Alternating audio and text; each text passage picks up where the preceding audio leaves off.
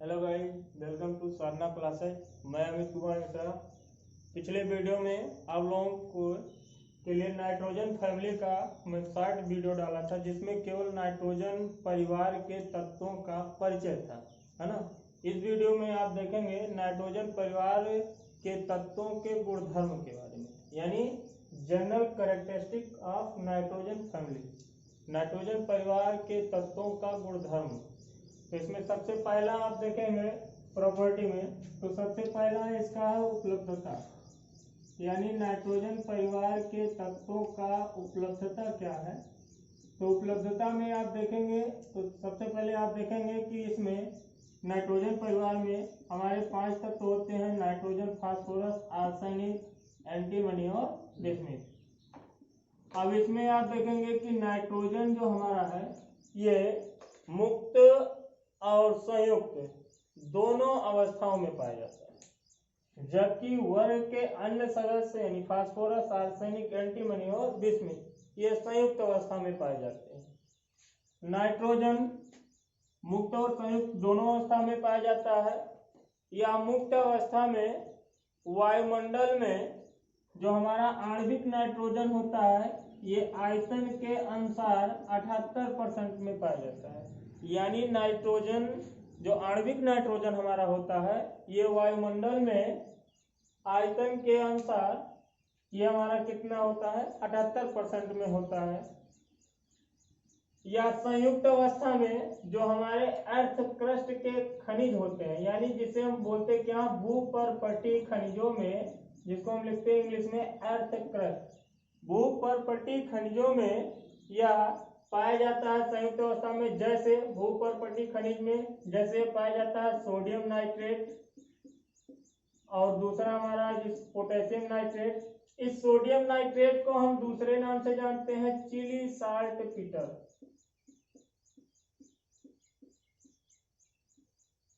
NaNO3 को हम बोलते हैं चिली साल्ट पीटर, और KNO3 को हम बोलते क्या है, इंडियन साल्ट पीटर। ये आपका जो चिली साल्ट पीटर और इंडियन साल्ट पीटर है, ये कभी कभी कॉम्पिटिटिव लेवल के एग्जाम में पूछा जाता है कि निम्न में से इंडियन साल्ट पीटर किसे कहते हैं। तो इसे फार्मूला दे दिया जाएगा तो आपको मालूम होगा, तभी आप लगा पाएंगे। तो पोटेशियम नाइट्रेट जो होता है इसी को हम बोलते क्या है, इंडियन साल्ट पीटर, और NaNO3 को हम बोलते क्या है, चिली साल्ट पीटर। यानी संयुक्त अवस्था में हमारा जो नाइट्रोजन है यह भूपर्पटीय खनिजों में पाया जाता है, जैसे सोडियम नाइट्रेट के रूप में और पोटेशियम नाइट्रेट। सोडियम नाइट्रेट को हम बोलते क्या है, चिली साल्ट पीटर, और पोटेशियम नाइट्रेट को हम बोलते क्या है, इंडियन साल्ट पीटर। या सजीवों में भी पाया जाता है। सजीवों में जैसे हमारा हो गया प्रोटीन, हो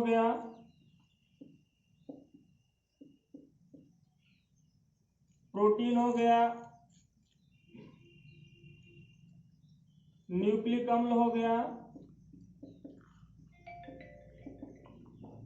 यानी सजीवों में हमारा नाइट्रोजन जो होता है प्रोटीन, न्यूक्लिक अम्ल और फिर एमिनो एसिड, इन सब में हमारा नाइट्रोजन उपस्थित होता है। तो नाइट्रोजन की उपलब्धता अगर आप देखते हैं तो मुक्त और संयुक्त दोनों अवस्था में पाया जाता है। मुक्त अवस्था में हमारा जो आणविक नाइट्रोजन यानी जिसे हम N2 बोलते हैं यह वायुमंडलीय गैसों में 78% में होता है। संयुक्त अवस्था में या भूपर्पटीय जो खनिज होते हैं उसमें पाया जाता है, जैसे सोडियम नाइट्रेट और पोटेशियम नाइट्रेट के रूप में, जिसे हम सोडियम नाइट्रेट को चिली साल्ट पीटर बोलते हैं, पोटेशियम नाइट्रेट को इंडियन साल्ट पीटर बोलते हैं। इसको कहीं शॉर्ट में आप नोट कर लीजिएगा, क्योंकि आगे चल के आपके लिए इम्पोर्टेंट है, कभी कभी पूछा जाता है। सजीवों में भी ये इम्पोर्टेंट होता है, यानी मुख्य होता है नाइट्रोजन, जैसे प्रोटीन, न्यूक्लिक अम्ल और एमिनो एसिड का भी है हमारा मुख्य होता है। अब इसके बाद आप देखते हैं फास्फोरस। फास्फोरस हमारा मुक्त अवस्था में नहीं पाया जाता है, या संयुक्त अवस्था में पाया जाता है। फास्फोरस एपेटाइट वर्ग के यानी फास्फोरस जो होता है हमारा एपेटाइट वर्ग के यानी एपेटाइट ग्रुप के जो अयस्क होते हैं उनके रूप में पाया जाता है। जो फास्फेट खनिजों का मुख्य स्रोत होता है, यानी एपेटाइट जो वर्ग होते हैं वो फास्फेट खनिजों के मुख्य स्रोत होते हैं। अब इसमें हमारा जो फास्फोरस होता है संयुक्त अवस्था में आप देखेंगे तो ये पाया जाता है, मुक्त अवस्था में नहीं पाया जाता। संयुक्त अवस्था में ये एपेटाइट वर्ग के में पाया जाता है। एपेटाइट वर्ग में यानी जो हमारे फास्फेट खनिज होते हैं उनके रूप में पाया जाता है। फिर इसके बाद आप देखते हैं कि फास्फोरस हमारा जंतु तथा पौधों, जंतु और पौधों दोनों का आवश्यक अवयव होता है, या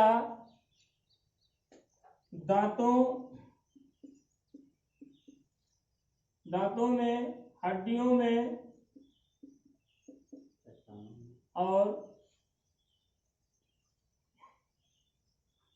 दांत हो गए, हमारे हड्डी हो गए, इन सब में हमारा पाया जाता है। इसके अलावा यह हमारा डीएनए, आरएनए, डीएनए हो गया, आरएनए हो गया, एटीपी हो गया, एडीपी हो गया, इन सब में भी हमारा फास्फोरस पाया जाता है ना। तो ये फास्फोरस तो हो गया। इसके बाद हमारा आता है अगला क्या, तीन तत्व जो बचते हैं आर्सेनिक, एंटीमनी और बिस्मिथ।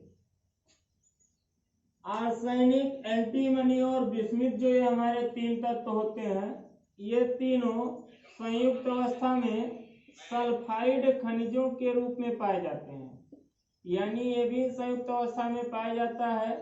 यानी संयुक्त अवस्था में किन रूपों में पाया जाता है, यानी सल्फाइड आयनों के फॉर्म में पाया जाता है। तो सल्फाइड खनिजों के रूप में ये हमारा पाया जाता है तीनों तत्व आर्सेनिक, एंटीमनी और बिस्मिथ। अब सल्फाइड के फॉर्म में आर्सेनिक जो होता है, इसके सल्फाइड के रूप में जो संयुक्त अवस्था में पाया जाता है उसका सूत्र क्या होता है, ये सल्फाइड के रूप में ये हमारा पाया जाता है FeASS। यानी जो आर्सेनिक है हमारा ये संयुक्त अवस्था में सल्फाइडों के रूप में पाया जाता है, जिसके मुख्य सल्फाइड अयस्क का जो रासायनिक सूत्र है वो क्या, FeASS। एंटीमनी का जो सल्फाइड रूप है संयुक्त अवस्था का वो है क्या, Sb2S3। और बिस्मिथ का जो सल्फाइड अयस्क है उसका सूत्र क्या है, Bi2S3। तो ये था नाइट्रोजन परिवार के तत्वों की उपलब्धता। यानी नाइट्रोजन परिवार में केवल हमारा नाइट्रोजन ही मुक्त और संयुक्त दोनों रूपों में पाया जाता है। बाकी वर्ग के अन्य सदस्य हमारे किस अवस्था में पाए जाते हैं, संयुक्त अवस्था में पाए जाते हैं। इसके बाद अगला आपका गुणधर्म आता है नाइट्रोजन परिवार के तत्वों में इलेक्ट्रॉनिक विन्यास। अब अगर आप इलेक्ट्रॉनिक विन्यास देखते हैं यानी इलेक्ट्रॉनिक कॉन्फ़िगरेशन, तो नाइट्रोजन परिवार के तत्वों का इलेक्ट्रॉनिक विन्यास जो अगला इसके प्रॉपर्टी में है, अगर हम इलेक्ट्रॉनिक विन्यास को देखते हैं नाइट्रोजन परिवार के तत्वों के, तो नाइट्रोजन परिवार के तत्वों में हमारे 5 तत्व हैं basically, nitrogen, phosphorus, arsenic, antimony और बिस्मिथ। एक हमारा इसमें एक तत्व और होता है, नीचे आएंगे 7वें आवर्त में 115, जिसे हम लिखते क्या है, UUP, यानी ये रेडियो एक्टिव होता है। तो रेडियो एक्टिव तत्वों का हम कभी भी जब ग्रुप वाइज अध्ययन करते हैं तो उसको हम नहीं लेते हैं। तो बेसिकली 5 ही तत्वों पर हम चर्चा करते हैं, लेकिन अगर पूरा देखते हैं 7वां आवर्त भी लेते हैं तो इसमें 6 तत्व होते हैं। अब नाइट्रोजन परिवार के तत्वों की इलेक्ट्रॉनिक कॉन्फ़िगरेशन को देखना है, तो नाइट्रोजन का एटॉमिक नंबर हमारा कितना होगा, 7। फास्फोरस का देखिए इलेक्ट्रॉनिक कॉन्फ़िगरेशन लिखने के लिए सबसे पहले आप 5 तत्व लिखे। अब इसके एटॉमिक नंबर को लिखना है, तो एटॉमिक नंबर लिखने के लिए एक आसान सा एक ट्रिक आप जानिए। किसी भी तत्व का अगर आपको इलेक्ट्रॉनिक कॉन्फ़िगरेशन करना हो और अगर आप उसके एटॉमिक नंबर को नहीं जानते हैं, लेकिन आप ये जानते हो कि ये किस वर्ग का हमारा सदस्य है, तो आप आसानी से उसके परमाणु क्रमांक को आप दर्शा सकते हैं। दर्शाएंगे कैसे, जैसे मान लिया हमको नाइट्रोजन परिवार में जितने तत्व हैं इन सभी तत्वों का प्रतीक मालूम है और हमको ये मालूम है कि इस परिवार में ये 5 तत्व हैं, नाइट्रोजन, फास्फोरस, आर्सेनिक, एंटीमनी और बिस्मुथ। हमको इसका प्रमाण क्रमांक नहीं मालूम है ना। नाइट्रोजन का वैसे 10 तक तो सबको बेसिकली मालूम रहता है, 30 तक। तो जैसे मान लिया हमको नाइट्रोजन का मालूम है कितना है 7। अब अगला हमको नहीं मालूम है फास्फोरस, आर्सेनिक, एंटीमनी और बिस्मुथ का। तो इसके लिए एक ये सीरीज होता है, इसको आप हमेशा दिमाग में सेट कर लेंगे, 2 8 8 18 18 32। अब जैसे नाइट्रोजन के बाद आपको अगला तत्व देखना है किसका, फास्फोरस का। तो फास्फोरस किस आवर्त में है, तीसरे। तो यहाँ पर हम 8 जोड़ देंगे, तो 7 में 8 जोड़ देंगे कितना हो जाएगा 15। फिर इसमें 18 जोड़ देंगे, तो 15 में 18 जोड़ेंगे कितना होगा 33। फिर हम 18 जोड़ देंगे कितना हो जाएगा 33 में 18 जोड़ेंगे 51। और फिर इसमें हम 32 जोड़ देंगे कितना हो जाएगा 83। तो ये ऑटोमेटिक आपको एटॉमिक नंबर क्लियर हो जाएगा इस मैजिक नंबर से, 2 8 8 18 18 32। अब इसके इलेक्ट्रॉनिक विन्यास को लिखना है। तो इलेक्ट्रॉनिक विन्यास को देखना है कि इसका नाइट्रोजन परिवार के तत्वों का इलेक्ट्रॉनिक विन्यास क्या है। तो नाइट्रोजन का परमाणु क्रमांक कितना 7, इसका इलेक्ट्रॉनिक कॉन्फ़िगरेशन करेंगे हम 1s2 2s2 और 2p3। अब आप देखते हैं कि अगर ऐसा लिखते हैं तो फास्फोरस में ऐसे लिखेंगे तो थोड़ा हमारा इलेक्ट्रॉनिक कॉन्फ़िगरेशन लंबा हो जाएगा, बार बार 1s 2s 2p हमको दर्शाना रहेगा। इसीलिए हम आपको एक संक्षिप्त इलेक्ट्रॉनिक कॉन्फ़िगरेशन बताएंगे, जो शायद आप जब 11th में पढ़े हो इलेक्ट्रॉनिक कॉन्फ़िगरेशन, तो उसमें जहां भी आप पढ़े हो वहां पर आपको ये बताया गया होगा कि एक कोर इलेक्ट्रॉनिक कॉन्फ़िगरेशन होता है, जिसको हिंदी में बोलते हैं क्रोड इलेक्ट्रॉनिक विन्यास। तो कोर इलेक्ट्रॉनिक कॉन्फ़िगरेशन होता क्या है, तो क्रोड इलेक्ट्रॉनिक कॉन्फ़िगरेशन करने के लिए तरीका क्या है कि बार बार हमको लिखने का फायदा क्या है, तरीका तो हम बता रहे हैं कि बार बार आपको 1s 2s 2p नहीं लिखना पड़ता है, संक्षिप्त में हो जाता है। तो क्रोड इलेक्ट्रॉनिक विन्यास लिखने का तरीका क्या है, जैसे मान लिया हमको कार्बन का इलेक्ट्रॉनिक विन्यास लिखेंगे तो 1s2 2s2 2p4।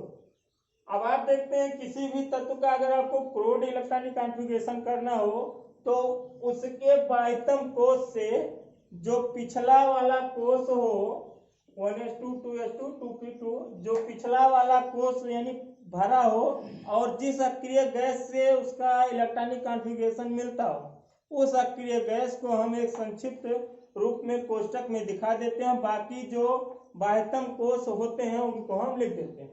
जैसे मान लिया कार्बन के बाह्यतम कोश से पिछला कोश हमारा क्या होगा 1s, और 1s2 है, ये पूर्ण से भरा है, तो ये किस अक्रिय गैस के जैसा है, हीलियम के।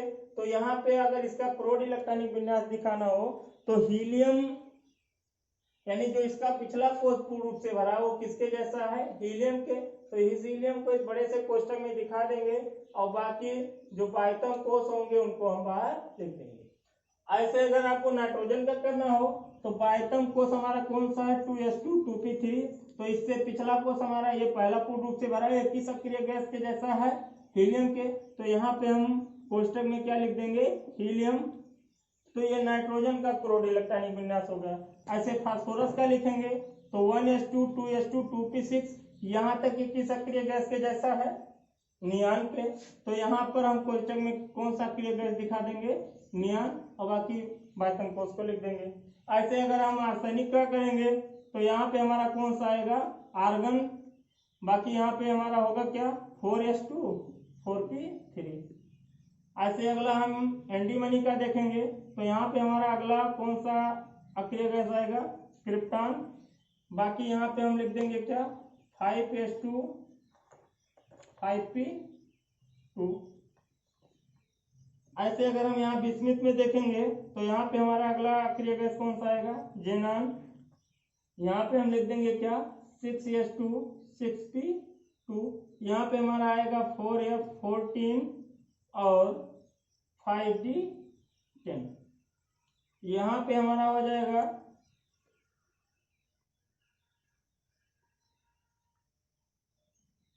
ये हमारा है क्रोड इलेक्ट्रॉनिक विन्यास।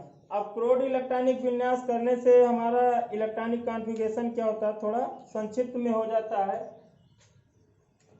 अब इसके बाह्यतम कोश के इलेक्ट्रॉनिक विन्यास को हम देखेंगे तो हम देखेंगे कि सभी के बाह्यतम कोश में कौन कौन से उपकोष हैं, एस और पी। और सभी के बाह्यतम कोश में जो एस है उसमें कितना इलेक्ट्रॉन है, 2, और पी है कितना है, 3। यानी तो हम कह सकते हैं कि नाइट्रोजन परिवार के तत्वों के जो बाह्यतम कोश का समान इलेक्ट्रॉनिक विन्यास होता है वो होता क्या है, NH2NP3। यानी जितने भी नाइट्रोजन परिवार के सदस्य होते हैं इनके बाह्यतम कोश में इलेक्ट्रॉनों की संख्या समान होती है, यानी समान बाह्यतम कोश के इलेक्ट्रॉनिक विन्यास प्रदर्शित करते हैं। और इनके बाह्यतम कोश का समान इलेक्ट्रॉनिक विन्यास है क्या, NH2NP3, जहां N क्या है, N है बाह्यतम कोश की संख्या। जहां N क्या है, बाह्यतम कोश की संख्या। यहाँ सॉरी 5p2 लिख दिए थे, यहाँ पे 5p3 होगा और यहाँ पे क्या होगा, 6p3 होगा, है ना। ये तो हुआ नाइट्रोजन परिवार के तत्वों का इलेक्ट्रॉनिक कॉन्फ़िगरेशन। अब हम अगला गुण देखते हैं इसके। पहला हुआ उपलब्धता, दूसरा हुआ इलेक्ट्रॉनिक कॉन्फ़िगरेशन। अब तीसरा गुण आप देखते हैं इसकी भौतिक अवस्था। भौतिक अवस्था देखेंगे यानी फिजिकल स्टेट। अगर इसका हम देखते हैं नाइट्रोजन परिवार के तत्वों का,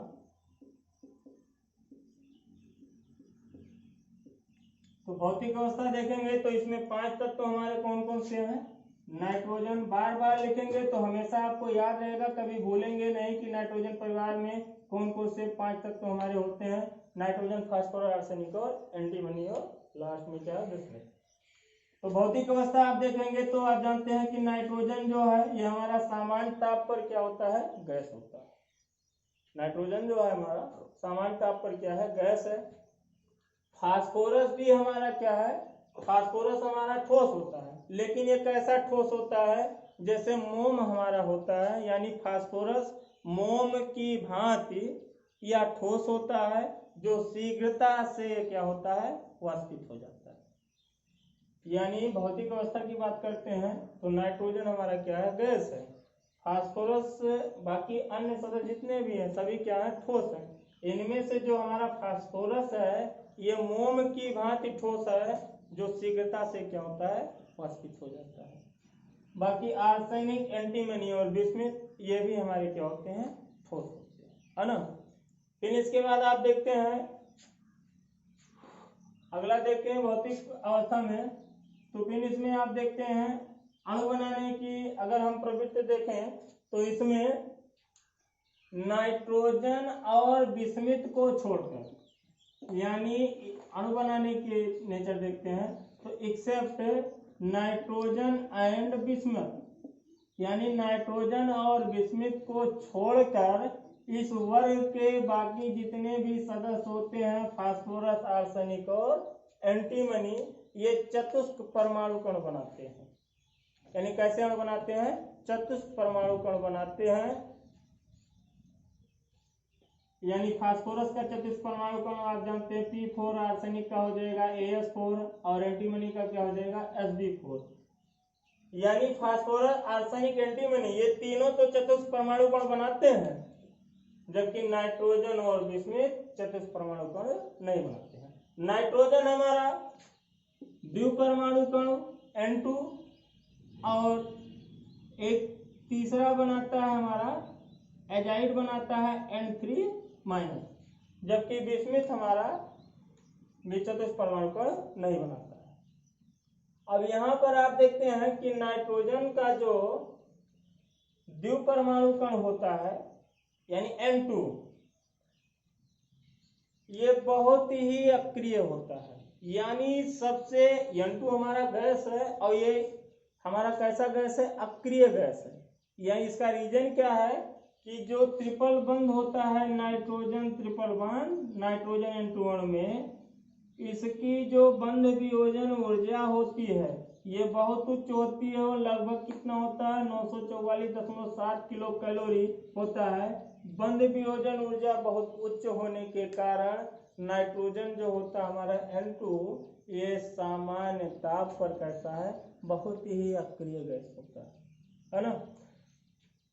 तो इसके भौतिक अवस्था के बारे में हुआ। अब इसके बाद हम देखते हैं इसके गलनांक तथा क्वथनांक के बारे में।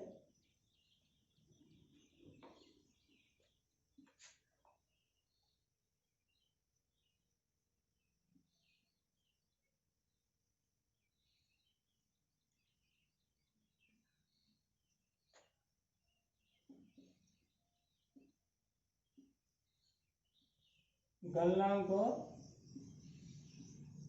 क्वथनांक, यानी नाइट्रोजन परिवार के तत्वों के गलनांक और क्वथनांक की अगर हम चर्चा करते हैं तो नाइट्रोजन, फास्फोरस, आर्सेनिक, एंटीमनी और बिस्मिथ। अब इसमें आप देखते हैं अगर गलनांक की बात करें हम तो नाइट्रोजन परिवार के वर्ग में जब हम ऊपर से नीचे की तरफ आते हैं यानी टॉप टू बॉटम जब हम मूव करते हैं तो इनका गलनांक जो होता है नाइट्रोजन से कहां तक, आर्सेनिक तक हमारा होता क्या, प्लस होता है यानी बढ़ता है। नाइट्रोजन से आर्सेनिक तक बढ़ता है और फिर एंटीमनी से बिस्मिथ तक क्या होता है, हमारा घटता है। यानी नाइट्रोजन परिवार के वर्ग में अगर हम ऊपर से नीचे की तरफ जाते हैं तो इनका जो गलनांक होता है नाइट्रोजन से आर्सेनिक तक बढ़ता है और एंटीमनी से बिस्मिथ तक घटता है। जबकि क्वथनांक की अगर हम चर्चा करते हैं तो ये एक स्टेप और नीचे आ जाता है। इनका क्वथनांक अगर हम देखें तो लेफ्ट साइड में क्वथनांक को लिख दे रहे हैं, राइट साइड में गलनांक का बता रहे हैं। तो अगर हम क्वथनांक की बात करते हैं तो इनका जो क्वथनांक होता है अगर इनके वर्ग में हम ऊपर से नीचे की तरफ आते हैं तो नाइट्रोजन से आर्सेनिक तक बढ़ता है और बिस्मिथ तक क्या होता है, घटता है। इसका रीजन क्या है कि जब इनके वर्ग में हम ऊपर से नीचे की तरफ आते हैं तो आप जानते हैं परमाणु की साइज क्या होती है, बढ़ती है। परमाणु की साइज बढ़ने यानी परमाणु आकार बढ़ने के कारण है ना, इनमें नाइट्रोजन से जो आर्सेनिक तक की बात किया जाता है इनका परमाणु आकार बढ़ता है, जबकि एंटीमनी से बिस्मिथ तक जो इनका गलनांक घटता है। इसका कारण क्या है कि इनमें जो सहसंयोजी बंध बनाने की जो प्रवृत्ति होती है वो प्रवृत्ति क्या है, इसमें पंच संयोजी के स्थान पर केवल कैसे होते हैं, 3 संयोजी होते हैं। इसका रीजन क्या है कि आप ये बात जानेंगे कि पी ब्लॉक में एक नेचर होता है कि इनके वर्ग में जो हम ऊपर भी आप लोगों को जब ऑक्सीकरण संख्या और संयोजकता बताएंगे तो उसमें इस बात का चर्चा करेंगे। लेकिन यहाँ पे गलनांक और क्वथनांक में जो वेरिएशन आप देख रहे हैं कि नाइट्रोजन से आर्सेनिक तक बढ़ता है और एंटीमनी से बिस्मिथ तक घटता है। इसका रीजन क्या है कि जब हम वर्ग में ऊपर से नीचे की तरफ आते हैं तो इनके आकार में क्रमिक रूप से वृद्धि होता है, लेकिन जब वृद्धि होता है तो यहाँ पर एंटीमनी से बिस्मिथ तक डिक्रीज क्यों हो रहा है गलनांक। इसका रीजन क्या है कि एंटीमनी और बिस्मिथ में जो रासायनिक बंध बनाने की जो प्रवृत्ति होती है वो 5 के बजाय कितना हो जाता है, 3 हो जाता है। यह किसके कारण होता है, अक्रिय युग्म प्रभाव के कारण। यानी जो पी ब्लॉक में इनर्ट पेयर इफेक्ट होता है जिसे हम हिंदी में कहते हैं क्या, अक्रिय युग्म प्रभाव। अक्रिय युग्म प्रभाव के कारण इनके गलनांक में जो ये वेरिएशन आप देखते हैं उसका जो उत्तरदायी कारक होता है वो कौन सा है, अक्रिय युग्म प्रभाव। आप लोग 11th में अक्रिय युग्म प्रभाव शायद पढ़े होंगे जब आप पी ब्लॉक पढ़ रहे होंगे, बोरान और कार्बन फैमिली। अगर आपको अक्रिय युग्म प्रभाव नहीं समझ में आ रहा होगा, 11th में ना आया हो या अभी आप भूल गए हो तो आप कमेंट बॉक्स में आप लिख दीजिएगा। मैं अलग से इसका एक टॉपिक बना के 15 मिनट का एक शार्ट वीडियो बनेगा अक्रिय युग्म प्रभाव पे, हम बना के डाल देंगे। आप अक्रिय युग्म प्रभाव आसानी से समझ जाएंगे।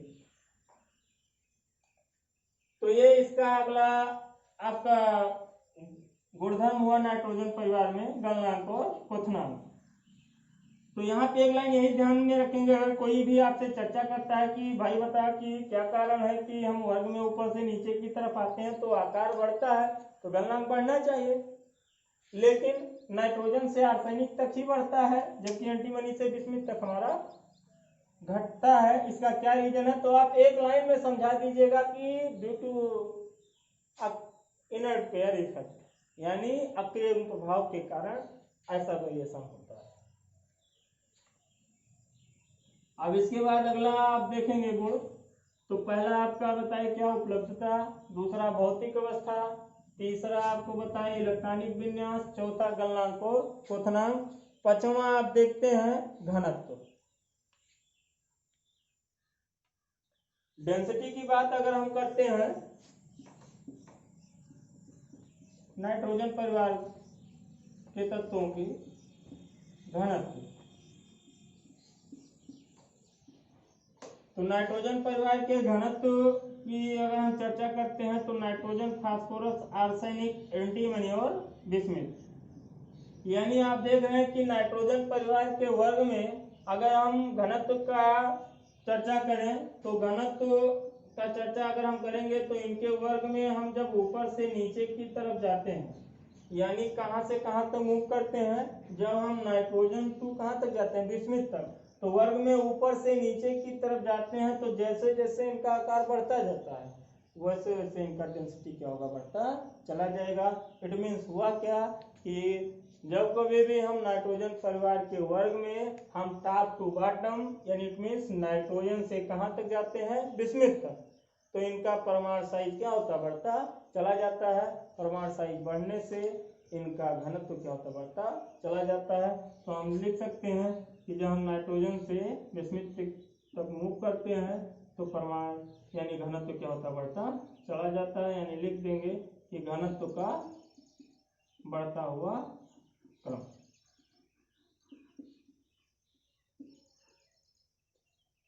तो इसके बाद अगला टॉपिक आप देखेंगे परमाणु त्रिज्या। अगला गुण है इसी में, अगला पॉइंट हमारा डेंसिटी हो गया, इलेक्ट्रॉनिक कॉन्फ़िगरेशन, गलनांक, क्वथनांक, मेल्टिंग यानी boiling point, physical state, occurrence, density हुआ। जिसके बाद आप देखेंगे क्या, एटॉमिक रेडियाई यानी परमाणु त्रिज्या।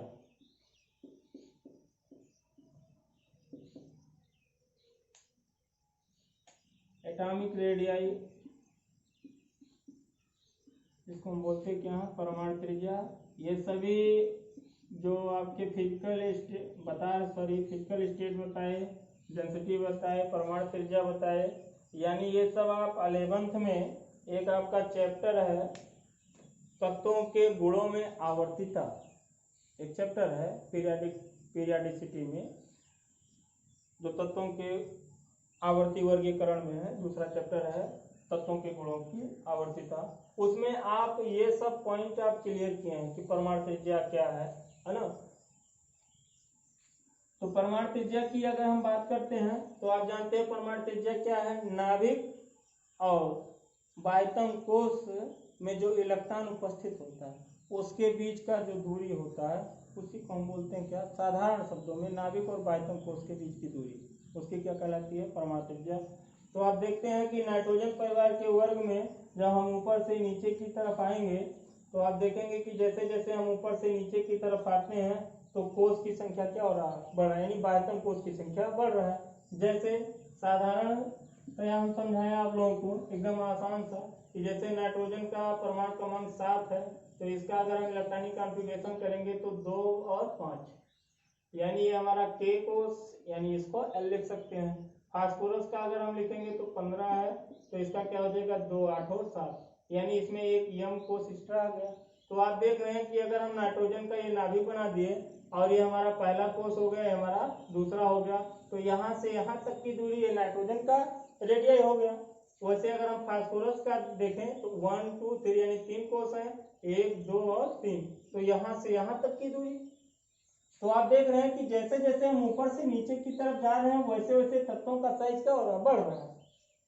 यानी तो आप कह सकते हैं कि नाइट्रोजन परिवार के वर्ग में जब हम ऊपर से नीचे की तरफ जाते हैं तो परमाणु क्रमांक बढ़ने के साथ साथ नाभिक और बाह्यतम कोष के बीच की दूरी बढ़ती है, जिससे इनकी परमाणु त्रिज्या क्या होती, बढ़ती चली जाती है। तो अगर इनके परमाणु त्रिज्या का हम क्रम देखें तो हम लिख सकते हैं कि नाइट्रोजन, फास्फोरस, आर्सेनिक, एंटीमनी और बिस्मिथ। तो वर्ग में जब हम ऊपर से नीचे की तरफ जाएंगे, यानी कहाँ से कहाँ तक, नाइट्रोजन से बिस्मिथ तक, तो नाइट्रोजन से बिस्मिथ तक जाएंगे तो साइज इनका क्या होगा, बढ़ता चला जाएगा। तो ये इनके साइज का क्रम हो गया, ये प्रॉपर्टी क्लियर हो गया। फिर इसके बाद आप देखेंगे आयनन विभव, या जिसे हम बोलते हैं आयनन ऊर्जा।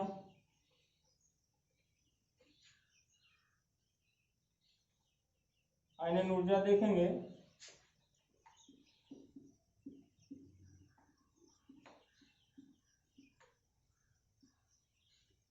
जिसे इंग्लिश में बोलते हैं आयोनाइजेशन एनर्जी।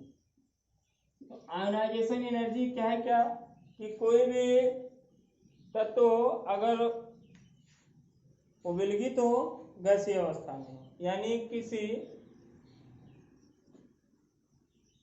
कोई उदासीन तत्व हो, गैसीय स्टेट में हो, विलगित में हो, और अगर उसमें से एक इलेक्ट्रॉन को बाहर निकाला जाए और उस एक इलेक्ट्रॉन को बाहर निकालने में जितनी आवश्यक ऊर्जा लगे वही उसका क्या कहलाता है, आयनन ऊर्जा कहलाता है। यानी किसी तत्व के एक विलग गैसीय परमाणु में से एक इलेक्ट्रॉन को पूर्ण रूप से बाहर निकालने में जितनी ऊर्जा की आवश्यकता पड़ती है वही उसका क्या कहलाता है, आयनन ऊर्जा कहलाता है, आयनन विभव।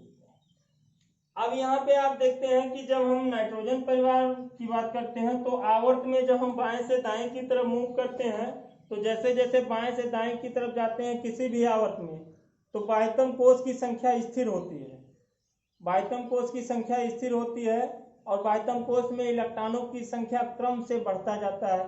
तो क्रम से बढ़ता जाता है तब नाभिक और बाह्यतम कोश के बीच की दूरी स्थिर होती है और उसमें इलेक्ट्रॉन की संख्या बढ़ता जाता है। तो नाभिक का जो प्रभावी नाभिकीय आवेश होता है वो घटता चला जाता है। तो इलेक्ट्रॉन बाहर निकलने में अधिक कठिनाई होता है, इलेक्ट्रॉन को बाहर निकलने में, जिसके कारण आयनन विभव का मान क्या होता, बढ़ता चला जाता है। तो जब हम आवर्त में बाएं से दाएं की तरफ जाते हैं तो आयनन विभव का मान बढ़ेगा, और जब वर्ग में ऊपर से नीचे की तरफ आएंगे तो आयनन विभव का मान क्या होता, घटता चला जाता है। इसका रीजन क्या है, वर्ग में जब हम ऊपर से नीचे की तरफ आते हैं तो कोष की संख्या बढ़ जाती है, यानी बाह्यतम कोष का, तो नाभिक और बाह्यतम कोष के बीच की दूरी बढ़ जाएगी, तो प्रभावी नाभिकीय आवेश क्या हो जाएगा, कम हो जाएगा। और जब आवर्त में बाएं से दाएं की तरफ जाएंगे तो प्रभावी नाभिकीय आवेश बढ़ जाता है, जिसके कारण नाभिक बाह्यतम कोश के इलेक्ट्रॉनों को बहुत तेजी से अपनी तरफ खींचते रहता है। तो उस इलेक्ट्रॉन को रिमूव करने में हमको अत्यधिक ऊर्जा की आवश्यकता पड़ती है। जबकि वर्ग में जब हम ऊपर से नीचे की तरफ आते हैं तो नाभिक और बाह्यतम कोश के बीच की दूरी बढ़ने से इलेक्ट्रॉन आसानी से बाहर निकल जाते हैं, तो हमको ऊर्जा कम खर्च करना पड़ेगा, तो आयनन ऊर्जा का मान क्या होगा, घटेगा। अतः जब हम नाइट्रोजन परिवार के वर्ग में जब हम ऊपर से नीचे की तरफ मूव करते हैं यानी जाते हैं, तो हमारा आयनन विभव का मान क्या होता है, घट जाता है। तो जब इनके वर्ग में ऊपर से नीचे की तरफ जाएंगे तो आयनन विभव का मान क्या होगा, घटेगा। तो इस वर्ग में नाइट्रोजन का आयनन विभव सबसे उच्च होता है और बिस्मिथ का क्या होता है, सबसे कम होता है। फिर इसके बाद अगला बात करते हैं विद्युत ऋणात्मकता का, यानी इलेक्ट्रोनिगेटिविटी जिसे बोलते हैं। अगले गुणधर्म में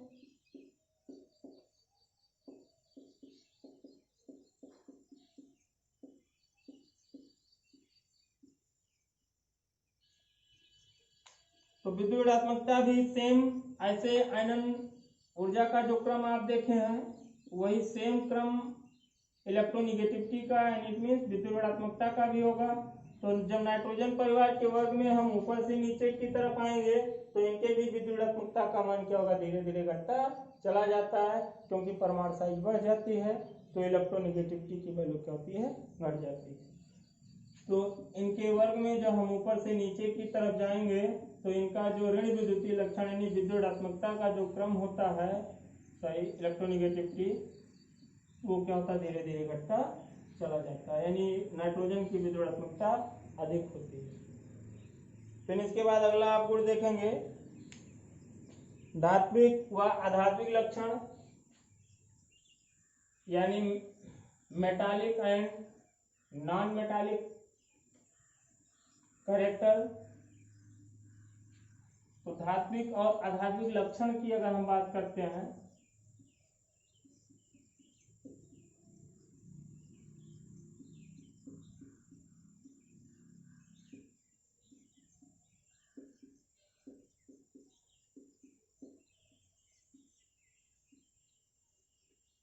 तो यहाँ पर आप देखेंगे नाइट्रोजन हो गया, फास्फोरस हो गया, आर्सेनिक हो गया, एंटीमनी हो गया, हमारा बिस्मिथ हो गया। तो धात्विक और अधात्विक लक्षण देखेंगे तो आप जानते हैं कि नाइट्रोजन और फास्फोरस ये दोनों हमारे कैसे तत्व हैं, अधातु हैं। और आर्सेनिक और एंटीमनी हमारे क्या हैं, उपधातु हैं। और हमारा बिस्मिथ अकेला क्या है, इसमें धातु है। यानी नाइट्रोजन परिवार में धातु, अधातु और उपधातु तीनों हैं। कौन कौन से अधातु हैं, नाइट्रोजन और फास्फोरस। उपधातु कौन से हैं, आर्सेनिक और एंटीमनी। और विस्मित हमारा क्या है, धातु। तो धात्विक और अधात्विक लक्षण की बात करते हैं तो अगर इनके वर्ग में हम ऊपर से नीचे की तरफ जाएंगे यानी नाइट्रोजन से कहां तक मूव करेंगे, विस्मित तक, तो आप देखेंगे धीरे धीरे अधातु से किसकी तरफ बढ़ेंगे, उपधात, और उपधात से किसकी तरफ बढ़ेंगे, धात। यानी इट मीन्स हुआ क्या कि अगर नाइट्रोजन परिवार में हम वर्ग में ऊपर से नीचे की तरफ जाते हैं तो धीरे धीरे अधात्विक लक्षण यानी अधात्विक गुण जो होता है वो घटता है और धात्विक गुण क्या होता है, बढ़ता चला जाता है। फिर इसके बाद अगला गुण आप देखेंगे संयोजकता तथा ऑक्सीकरण अवस्था। संयोजकता तथा ऑक्सीकरण अवस्था।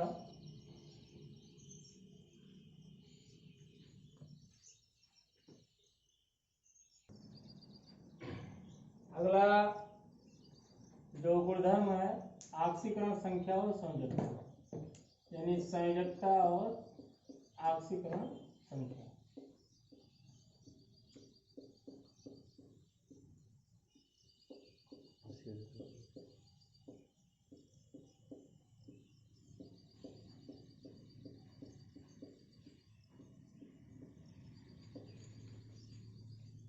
देखिए वैलेंसी देखते हैं अगर नाइट्रोजन परिवार के तत्वों का। अगर हम संयोजकता की बात करें नाइट्रोजन परिवार के तो अभी आप लोगों को इसके पहले जब हम इलेक्ट्रॉनिक विन्यास बता रहे थे नाइट्रोजन परिवार के तत्वों का तो उसमें दिखाए थे कि नाइट्रोजन परिवार, सभी नाइट्रोजन परिवार के तत्वों के बाह्यतम कोश का जो सामान्य इलेक्ट्रॉनिक विन्यास होता क्या है, NH2NP3। यानी इट मीन्स हुआ क्या कि सभी जितने भी नाइट्रोजन परिवार में तत्व हैं हमारे, नाइट्रोजन, फास्फोरस, आर्सेनिक, एंटीमनी और बिस्मिथ, इन सभी के बाह्यतम कोश में 2s युग्मित इलेक्ट्रॉन और 3p अयुग्मित इलेक्ट्रॉन, यानी s उपकोश में 2 इलेक्ट्रॉन युग्मित होते हैं और p उपकोश में 3 इलेक्ट्रॉन अयुग्मित होते हैं। जैसे अगर हम दिखाएं तो नाइट्रोजन का परमाणु क्रमांक हमारा कितना है, 7। अगर इसका इलेक्ट्रॉनिक कॉन्फ़िगरेशन करते हैं तो 1s2, जैसे क्रोड इलेक्ट्रॉनिक कॉन्फ़िगरेशन करें तो हीलियम 2s2 और 2p3। s में हमारे कितने ऑर्बिटल होते हैं, 1। p में हमारा कितना ऑर्बिटल होता है, 3। 1 2 और 3। s में 2 इलेक्ट्रॉन है, p में 3 इलेक्ट्रॉन है। एक एक करके हुंड के नियमानुसार हम भर देते हैं ऑर्बिटल में इलेक्ट्रॉन। अब आप देख रहे हैं s में जो एक ऑर्बिटल है वो पूरा का पूरा क्या भरा है, तो उसे हम बोलते हैं क्या, युग्मित। और अयुग्मित कब बोलते हैं, जब ऑर्बिटल हमारा पूर्ण रूप से भरा ना हो। तो आप देख रहे हैं कि जितने भी नाइट्रोजन परिवार के होंगे जब इन सभी के बाह्यतम कोश का इलेक्ट्रॉनिक विन्यास NH2NP3 होगा तो इनका जो ये सभी तत्व कितनी संयोजकता प्रदर्शित करेंगे, 3। तो इन सभी की जो सामान्य संयोजकता होगा वो कितना होगा, 3। क्योंकि इसमें 3 अयुग्मित इलेक्ट्रॉन है, ये 3 इलेक्ट्रॉनों का शेयरिंग करके 3 साथ संयोजक बंध बना सकते हैं। तो पहला हुआ कि नाइट्रोजन परिवार के सभी तत्वों की संयोजकता कितनी होती है, 3 होती है। फिर दूसरा आप देखेंगे, दूसरा पॉइंट कि नाइट्रोजन परिवार में केवल नाइट्रोजन को छोड़कर, जैसे अब नाइट्रोजन को लिखते हैं तो नाइट्रोजन का परमाणु क्रमांक 7, हीलियम 2s2 2p3। अगर हम फास्फोरस को ले लें तो फास्फोरस का कितना हो जाएगा 15, तो इसका लिखेंगे अगर इलेक्ट्रॉनिक कॉन्फ़िगरेशन, नियॉन ये क्या हो जाएगा 3s2 3p3। आप जानते हैं कि पहले कोष में केवल कौन सा कोष होता है 1s, दूसरे में 2s और 2p, और तीसरे में हमारा क्या होता है 3s 3p और 3d, ऐसे चौथे में क्या हो जाता है 4s 4p 4d और 4s। तो अभी यहाँ फास्फोरस में हमारा क्या हो गया 3s 3p, अभी यहाँ पे हमारा क्या है 3d बचा हुआ है जिसमें कोई इलेक्ट्रॉन नहीं प्रवेश करा है। जबकि नाइट्रोजन में आप देखते हैं कि दूसरा ही कोष है और इसमें 2 कोष है 2s और 2p, तो इसमें रिक्त d ऑर्बिटल की उपस्थिति नहीं है। तो नाइट्रोजन परिवार में नाइट्रोजन को छोड़कर बाकी वर्ग के जितने भी सदस्य अन्य होते हैं, फास्फोरस, आर्सेनिक, एंटीमनी और बिस्मिथ, इन सब में रिक्त d ऑर्बिटल उपस्थित होते हैं, और जिसमें जो ये s उपकोष वाला इलेक्ट्रॉन होता है ये ऊर्जा ग्रहण करके उत्तेजित अवस्था यानी डी उपकोष में प्रवेश कर जाता है। तो ये पंच संयोजकता भी प्रदर्शित करते हैं।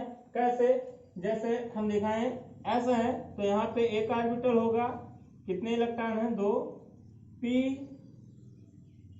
में 3 ऑर्बिटल, कितने इलेक्ट्रॉन है p में 3, यहाँ पे d है तो d हमारा रिक्त है, और यहाँ पे d उपकोष में कितने ऑर्बिटल होते हैं 5, 1 2 3 4 और 1 5। अब यहाँ पर आप देख रहे हैं 3s की जो एनर्जी है वो 3p की अपेक्षा कम है और 3d की अपेक्षा 3p का कम है। तो यस हमारा क्या है लोअर एनर्जी में है, तो अगर इसके इलेक्ट्रॉन को हम प्रमोट करा दें तो निम्नतम ऊर्जा स्तर से उच्चतम ऊर्जा स्तर में पहुंच जाएगा। तो अगर इसके इस एक इलेक्ट्रॉन को हम यहाँ पे ऊर्जा देकर कहाँ पे प्रवेश करा दें हायर एनर्जी में, तो एक इलेक्ट्रॉन जब यहाँ पे प्रवेश कर जाएगा तो आप देख रहे हैं इसमें कितने अयुग्मित इलेक्ट्रॉन आपको दिखाई दिए 5 उत्तेजित अवस्था में। तो जिसके कारण ये रिक्त डी ऑर्बिटल की जो उपस्थिति होती है, तो नाइट्रोजन को छोड़कर बाकी वर्ग के अन्य सदस्य जितने भी होते हैं ये सभी पंच संयोजकता प्रदर्शित करते हैं। इससे रिलेटेड एक छोटा सा क्वेश्चन भी बनता क्या है कि क्या कारण है कि नाइट्रोजन केवल ट्राई हैलाइड बनाता है जबकि वर्ग के अन्य सदस्य, जैसे मान लिया फास्फोरस को दे दिया, बहुत बार पूछा गया फास्फोरस को लेकर कि फास्फोरस ट्राई हैलाइड और पेंटा हैलाइड दोनों बनाते हैं, ऐसे दे दिया जाता है कि क्या कारण है नाइट्रोजन ट्राई क्लोराइड NCl3 बनाता है जबकि फास्फोरस ट्राई क्लोराइड और पेंटा क्लोराइड दोनों बनाते हैं। तो यही रीजन है कि नाइट्रोजन में रिक्त डी ऑर्बिटल क्या होता है अनुपस्थित होता है, जबकि फास्फोरस में रिक्त डी ऑर्बिटल हमारा क्या होता है उपस्थित होता है, जिसका उपयोग करके एक नेस्टर का प्रसार कर लेते हैं। तो ये ट्राई हैलाइड और पेंटा हैलाइड दोनों बनाते हैं, जबकि नाइट्रोजन केवल हमारा क्या है ट्राई हैलाइड बनाता है, नॉट फ्रॉम पेंटा हैलाइड। ये नाइट्रोजन पेंटा हैलाइड नहीं बनाता है। इसके बाद आप देखेंगे ऑक्सीकरण संख्या। तो ऑक्सीकरण संख्या की अगर हम बात करते हैं तो नाइट्रोजन परिवार के जो तत्वों की जो सामान्य ऑक्सीकरण अवस्था होता है वो -3 होता है, यानी सभी नाइट्रोजन परिवार -3 ऑक्सीकरण अवस्था प्रदर्शित करते हैं। लेकिन नाइट्रोजन धनात्मक ऑक्सीकरण अवस्था भी प्रदर्शित करता है। तो इस वर्ग में धनात्मक और ऋणात्मक दोनों ऑक्सीकरण अवस्थाएं तत्व प्रदर्शित करते हैं।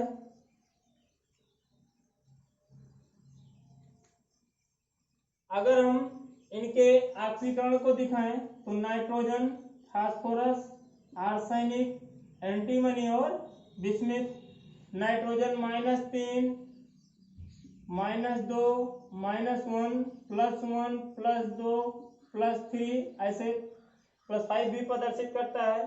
फास्फोरस -3 फिर -2 फिर +5, आर्सेनिक भी -3 +4 +5, एंटीमनी भी -3 +5, बिस्मिथ भी -3 और +3। यानी नाइट्रोजन परिवार के वर्ग में नाइट्रोजन -3 +3 +4 और +5। नाइट्रोजन परिवार के वर्ग में नाइट्रोजन और फास्फोरस, आर्सेनिक, एंटीमनी और बिस्मुथ ये सभी धनात्मक और ऋणात्मक दोनों ऑक्सीकरण अवस्थाएं प्रदर्शित करते हैं। धनात्मक और ऋणात्मक ऑक्सीकरण अवस्था प्रदर्शित करने का कारण इसमें है क्या कि इसमें धातु, अधातु और उपधातु दोनों होते हैं।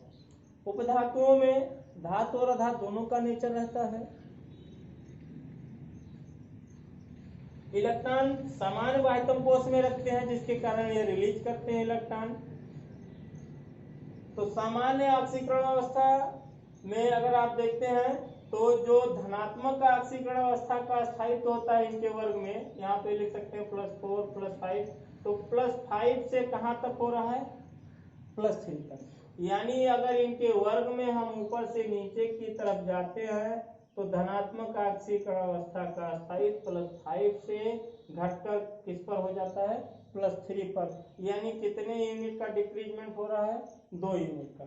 ये भी किसके कारण होता है जो आप लोगों को बताए थे इनर्ट पेयर इफेक्ट, यानी अक्रिय युग्म प्रभाव के कारण।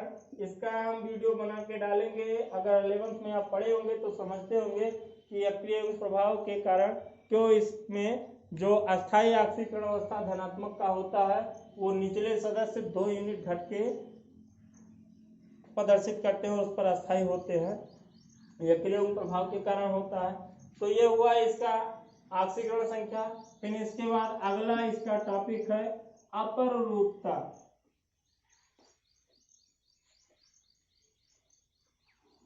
अपरूपता अगर देखते हैं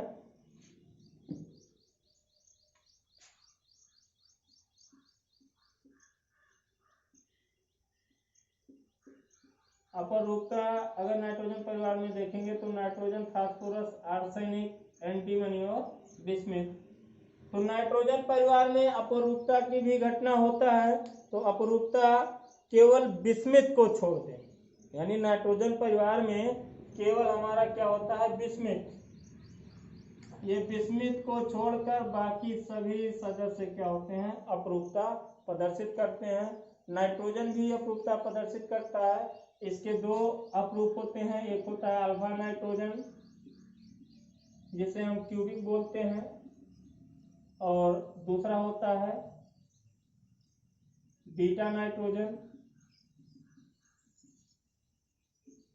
जिसे हेक्सागोनल कहते हैं, हेक्सागोनल होता है। फास्फोरस भी अपरूपता प्रदर्शित करता है। आप जानते होंगे सफेद फास्फोरस या लाल फास्फोरस, पीला फास्फोरस, बैंगनी फास्फोरस, काला फास्फोरस, स्कारलेट, अल्फा बीटा इत्यादि रूपों में पाया जाता है। आर्सेनिक और एंटीमनी के भी 3 रूप होते हैं। यह भी अपरूपता प्रदर्शित करता है। बिस्मुथ हमारा अपरूपता प्रदर्शित नहीं करता है। तो ये था इसका भौतिक गुण, सॉरी इसके गुणधर्म के बारे में। अब इसके बाद अगला आपका वीडियो आएगा नाइट्रोजन परिवार के रासायनिक गुण के बारे में, है ना। तब तक के लिए धन्यवाद। अगले वीडियो में फिर हम मिलेंगे रासायनिक गुण के नाइट्रोजन परिवार।